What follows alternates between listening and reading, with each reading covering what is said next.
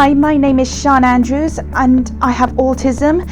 I am an administrator with Pembrokeshire County Council at Norman Industries and in the Business Support Unit. I am also a web developer working on the Access Pembrokeshire website. I was volunteering on the Access Pembrokeshire website when I had support from Workways Plus. My mentor from Workways, Nigel, helped me to go into paid work.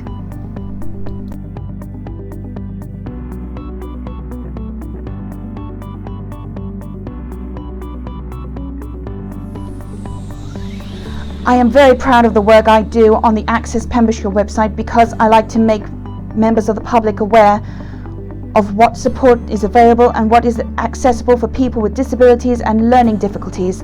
I am determined to follow this passion. I was very excited to go into work and into Norman Industries in particular. I was really looking forward to try something I haven't done before.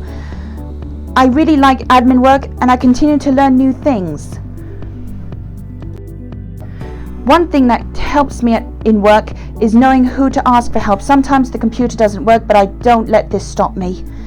I keep calm, switch the computer off and on again, and get back to work. If it doesn't work, I always ask for help.